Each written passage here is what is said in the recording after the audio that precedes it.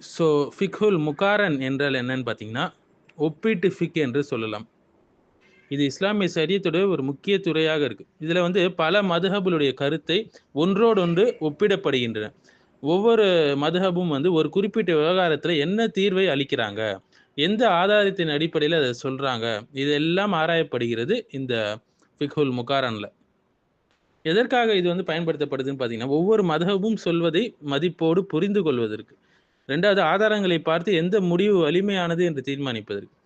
அடுத்தது ஃபத்வாவுடைய விஷயங்கள்லயும் சரி, அகாடமிக் ஆய்வுகள்லயும் சரி, ஒற்றுமையில ஆகியவற்றில ஒற்றுமைப்பட உதவுகிறது.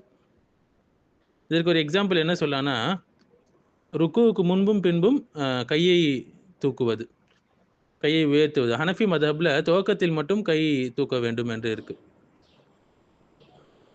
மாலிகில ஆரம்பத்துல மட்டும் தூக்கணும்னு சொல்லி இருக்கு.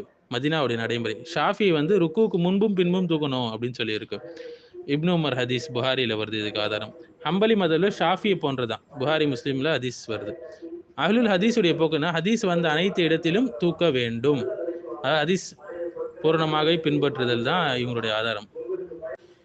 ஸோ வந்து ஹதீஸ் ஆதாரங்களை பார்த்து எந்த மதுஹபுடைய தீர்ப்பு மிக வலிமையானது என்பதை தேர்வு செய்வதற்கு இது உதவுகிறது. இந்த சூழலில் சாஃபி மற்றும் ஹம்பலி மதுஹபுகள் வலிமை வாய்ந்தவையாக இருக்கின்றன. ஸோ ஃபிக்ஹுல் முகாரன் என்பது வந்து ஒரு இஸ்லாமிய சட்டப்பிரிவுங்க. இதில் பல மதஹபுடைய கருத்துகள் மற்றும் ஆதாரங்கள் ஒப்பீடு செய்யப்பட்டு வலிமை வாய்ந்த தீர்வு வந்து தேர்ந்தெடுக்கப்படுது.